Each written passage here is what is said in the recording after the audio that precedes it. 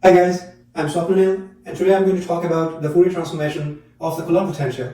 It is a continuation of a previous video where I showed an indefinite integral of the sine function is equal to 1. So you need to have some basics, basic knowledge in Fourier transformation to follow this video, although it's not absolutely essential. You can sort of, you can just follow the integrals that I'm doing, which is fun. The other thing that is important for this video is, the spherical coordinate system. Okay, I try to explain, what spherical coordinate system is all about, but it may not be enough. Okay, you may need to see other resources, like you can just Google about spherical coordinate system. So the Fourier transformation of a single variable is given by this expression: f of omega is minus infinity to plus infinity ft e to the minus I omega t dt, right? So this is called the time domain, and this is the frequency domain. Omega is the frequency, t is the time, okay? ft is a function in the time domain, and f omega is the spectrum of the function in the frequency domain, okay? For example, okay, and this is the exponential, imaginary exponential function, or whatever it's called, okay? It's e to the I theta, all right? So let me just show you an example of how this plays out. So let's say you choose window function, okay, in the time domain, okay, which is, let's say, 1, okay, within a certain interval, and 0 everywhere else, okay. Let's say that's 0 f of t. And this is the time axis, and this is f of t, all right. So if you send this function through this machinery, okay, what you get is a function like this, okay. This is called the sinc function, okay. This is the sin x over x type of function, okay. So, and this axis is the omega, and this is the f omega. Okay, so f of omega is the spectrum of f of t, the function in the time domain, and this is the frequency axis omega. Okay? So that's one-dimensional Fourier transformation. Okay, so in 3 dimensions, what happens is, let's say you have a function in a 3-dimensional function f of r, okay, which is just a function of the coordinates x, y, and z. All right. So what is r? R is a vector, right? So you have x, y, z, and you have r, the position vector r. Okay. So the tip of the vector has the coordinates x, y, z. All right. Okay. So what's the Fourier transform of this function? Okay, because we have 3 spatial variables. Okay, so we are actually dealing in the spatial domain. Okay, this is the time and frequency. So in this case, it would be the x, y, z, and I have to define 3 variables. Okay, in the Fourier space. Okay, so those variables are kx, ky, and kz. Okay, so the Fourier transform can be written as f of k, okay, fr e to the I k, let me write this down first, kxx plus ky y plus kzz. Okay, this is a difference, like, here you have x just like you have t, okay, the one-dimensional case, and you have kx in the place of omega, but you also have 2 more terms, okay, corresponding to the y and z dimensions, all right? And this can be written as, this is actually the dot product of the k vector and the position vector r, okay? So let me just write down the expression, final expression of the Fourier transformation. So f of k is fr, the function of a position variable, times e to the I k dot r. Okay? And, x, y, and z, so this integral really means, sorry, I have dropped the, dx, dy, dz, okay? So you have this integral, but it's, you have dx, dy, and dz. Okay, so this f of k is fr this, and you have dx, dy, dz, which you write as d3r. Okay, this is the notation for dx, dy, dz. Okay, so you have actually a multiple integral. When I write one integral sign, it means that there are 3 integrals to be done. Okay, x, y, and z. Okay, sometimes you just use one integral sign. Okay, just to save space. Okay, although you're doing a multiple integral. All right. So we have to evaluate that when, in our case, f of r is just 1 divided by r. Okay, so this r is actually the distance, which is actually the the absolute value of the radius vector r. Okay, so there's a lot of information. If you haven't seen these things, I understand that you're getting worked up probably. Okay, so but if you have seen the one-dimensional Fourier transformation, so this is not too far away from the one-dimensional Fourier transformation. Okay, don't worry about the sign. I mean, it's just a trivial thing here. Okay, I could have just written negative I, but. Okay, but this is sometimes more conventional, okay, to write it this way, right? Okay, so let's see. So what else I need to describe? Okay, now what I'm going to do is that I'm going to write this d3r in terms of spherical coordinate system. Okay, so that means I cannot use dx, dy, dz. Okay, so what is d3r? I'm going to write it here. So d3r is dx, dy, dz, right? But I'm going to use a different coordinate system, which is, so this is my x, y, z, and this is the radius vector, right? So I'm going to call this angle theta, right? So this is the angle that r makes with respect to the z-axis. So this is the z-axis, right? So the r makes an angle with the z-axis, okay? And that is called theta. That is called the polar angle, okay?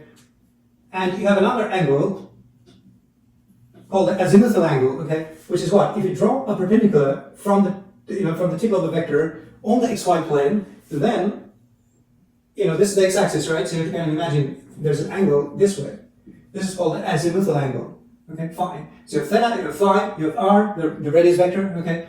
And this r theta phi is called the spherical coordinate system, all right?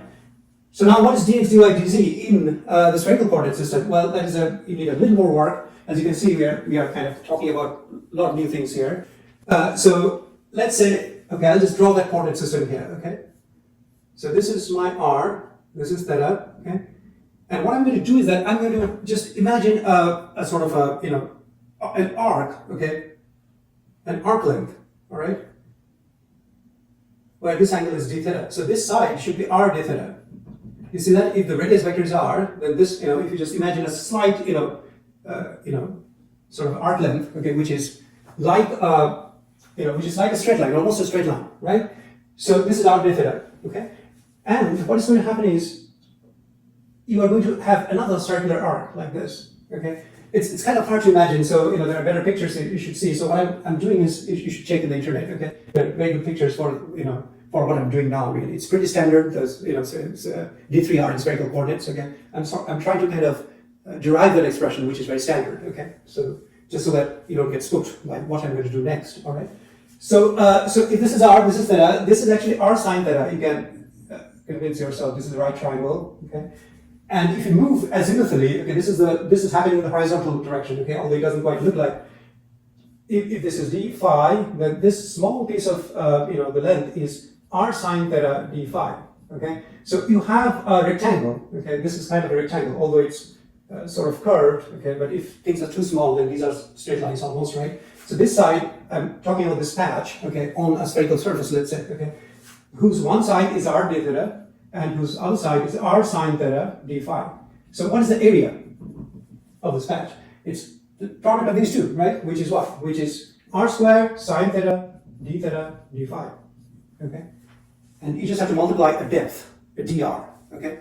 To kind of get a rectangular parallel pipe or whatever it's called, okay? A rectangular structure. You can think of this as a rectangle, right? And then if you imagine a depth in the radial direction, then you have to multiply dr to that. And that is your volume element, as they say, of d3r, or dr, dx, dy, dz. This is your dx, dy, dz. Okay? This is in spherical coordinate system. Okay? Alright, so what I'm going to do is that in the place of d3r, I'm going to use here this expression. Okay? r squared sine theta d phi dr. I have actually set up my integral. So for f of r, I have 1 over r, okay? And then I e to the power I k dot r, and then I have this volume element, okay? And I'm going to do all this, the whole integral, okay? Now I have 3 variables, right? dr, d theta, and d phi, okay? Now r goes from 0 to infinity, right? This is the distance, it goes from 0 to infinity. What about theta? Theta starts at the z-axis, this is the z-axis. Theta starts here, okay? So theta is equal to 0 here, okay? And then theta goes down, okay? Theta on the xy plane is equal to pi over 2. And then it goes down all the way, okay? So when it's like this, then the angle is what? This is the angle, right? So the angle is 180 degrees. See what I mean? So it starts at 0, and it goes all the way to 180 degrees, okay? Which is pi, okay? So your theta, let's write down the limits of variables. R goes from 0 to infinity. Theta goes from 0 to pi. And what about phi? Phi is the azimuthal angle, right? This is kind of easy to imagine. It goes all the way, right? So it's just 0 to 2 pi, okay? The whole thing. So it goes from 0 to 2 pi. Okay? So these are the limits of my integrations, okay? Okay, r theta phi. So I have to use those to do this integral. And just one final comment on 1 over r, it's the Coulomb potential, right? So which means that if you have a point charge q at a distance r, the potential, okay, not the force, but the potential is given as a constant divided by r. It's actually q over r times a constant, okay? All right? So I'm going to do the Fourier transformation of this function. Okay, here. Okay, so let me just write down the final expression, okay, the result of all these discussions, okay, which is the integral that I'm going to evaluate next, all right? Okay. So f of k is equal to, the function is 1 over r, remember, and then I have e to the I k dot r, right, and the d3r is just that, r squared sine theta d phi dr. Immediately you can see that these two cancel out, right? This r and that r squared, 1 over r and r squared. Right? That gives you just r. Okay. Now, what about this e to the I k dot r? We're going to do something about it. Okay. So what I'm going to do is that we're going to assume that k is aligned along the z direction. Okay. We can always do that. We can choose our coordinate systems in any way we want to. So let's say k, okay, the vector in the Fourier space is this way. Okay. We'll say that okay, that is a z-axis. Okay. And this is x, that is y. Okay. So we just choose our coordinates accordingly. Okay. Whichever way the k is aligned, that's our z. Okay. So I'll just draw that. So this is the k, and also the z direction, z hat. Okay, and then okay. So k is just kz. That's what I mean. All right. So theta is still this, and phi is the way I drew it. So this is x, y, z direction. Okay, and this is also the direction of k. So the point of my writing this is that k dot r, if this is r, okay, and if this is the direction of k, then k dot r is the dot product, right? So k dot r is k times r times cosine theta. Okay? So k is the magnitude of, this k is the magnitude of the vector k. Okay? And then you have r and then you have cosine theta. So my integral is really e to the I k r cosine theta, r sine theta, d phi, and dr. Okay? Now you can see that there is no phi, the phi variable, there's no azimuthal variable in this expression. So, integral of d phi is just 2 pi. Okay? So I'll just take that outside the integral. So I'm left with this, e to the I k r cosine theta, and then I have r sine theta, d phi. Okay? So does it look any simpler? Is there any hope, it seems, that we can do this integral? Sorry, I should have written d phi. I've already done the d phi integral. Can we do this integral? Or is it just too complex? It's actually not complex, okay? By a simple substitution of variable, you can do this integral rather easily, okay? So, okay, maybe it's time to write two integrals now, because we have just two, I should write dr. So I'll write theta equals 0 to 2 pi and r equals 0 to infinity. Yes, okay. What I'm going to do is next is I'm going to define a new variable u, which is u equal to sine theta, or rather cosine theta. Okay? So you can see that you can make a table like theta and u. Okay, when theta is 0, okay, then u is 1. When theta is pi, then u is minus 1. Okay? And du is minus sine theta d theta. Okay? These limits are important. When theta is 0, you have u equal to 1, and theta is pi, u is equal to minus 1. Okay? Theta goes from 0 to pi, remember? 0 and pi, right? So, and these are the corresponding values of u. Okay? Alright, so, and we haven't done anything with r yet. I'll just leave it, That's the last integral we'll do. And that is where the integral from the previous video will become important. Okay? So we have 2 pi, and then r equals to 0 to infinity.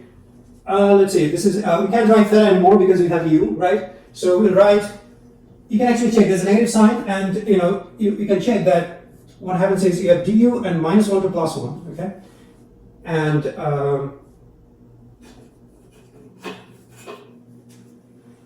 okay, I think I'm going to just write it slightly down. I'm going to write it here, okay? Because it's kind of colliding with the du. So I write this as 2 pi, and then r equal to 0 to infinity dr, and then I have u equal to minus 1 to plus 1, I k r u, there's an r, and this thing is du, and there's a dr that I wrote, okay? In fact, I can take this r, okay, let me just leave everything there. So this is the u integral, okay? Now, I can do this integral easily, right? I mean, this is just, I'll do the du integral, okay? Let me use a different color, that's one. So what I'm doing is I'm just doing the u integral here. So let me just make some room for me. So I'm doing minus 1 to plus 1 e to the I k r u du. Okay, what is this equal to? So this is you can use a standard formula, which is e to the k r u divided by I k r. It goes from minus 1 to u goes from u is a variable here. Okay, so when I write minus 1, it means u equal to minus 1. This is u equal to plus 1. Okay, so if you evaluate this, you get 1 over I k r, and then this is just e to the ikr times 1, which is e to the ikr, and then minus e to the minus ikr, which is what? Which is 2I sine kr. Okay? And what happens is that these i's cancel out. So you have, 2 sine kr divided by kr. Okay? So that's what you get if you do the u integral first, and you have an r there. Okay? And that is what is produced after you do the u integral. So what is the result of this expression? Okay? So let me just write it all the way to the top. Okay? I'm sorry about not having enough space here. So I hope it's not too hard to follow. What I'll do is that I'll write the next step here. Okay? So you have a 2 pi in the front. Okay? And then you have an r integral, which is r equals 0 to infinity dr, right? And you have an r, okay, we shouldn't forget that one, okay, there's an r. And then you did this integral, and you got this expression, right? Which is what? Which is 2 sine kr divided by kr. Alright, so what happens is that this is, okay, so we have this. So what we're going to do is that we're going to cancel out the r, okay? And we're now going to define a new variable, r prime, okay? So we're going to say r prime is k times r, okay? So dr prime is k dr, right? So I'm going to replace this r integration in terms of the r prime integration, in terms of integration with respect to r prime variable, okay? So you have 2 pi, and then r prime goes from 0 to infinity, right? When r goes to 0 to infinity, r prime also does the same, okay? So dr is dr prime over k, okay? And then you have a 2, right? You have over k, and you have sine r prime. Okay? Do you see what I did? I mean, I just replaced kr by r prime, a new variable, okay? So I had 2 over k, just like before, and this thing, dr prime over k, came from here, okay? Because, I have dr prime instead of r dr, okay? That's where this additional k came from. Okay, so what is this expression equal to? It's 4 pi over k squared times r prime equal to 0 to infinity sine r prime dr prime. Okay, so you can say sine r prime dr prime because 0 to r prime 0 to infinity. And this I proved to be 1 in the previous video. Okay, please check my the previous video to see that how this could be 1. Okay, so the result is just 4 pi over k squared. Okay. Now this is a very standard, very celebrated expression of the Fourier transformation of the Coulomb potential. Okay, it's used almost all the time. Okay, in many body physics. Okay, where you deal with many electrons in the context of solid state physics. Okay. So you had a function 1 over r. Okay, you did the Fourier transformation. You got something like 1 over k squared. Okay, so in the Fourier domain, it follows up inversely as the square of the Fourier variable. Okay, so this is the result. This is the Fourier transformation of the Coulomb potential that I had set out to derive. Okay. Thank you. Hope you enjoyed. And if you like my video, please subscribe to my channel. Thank you.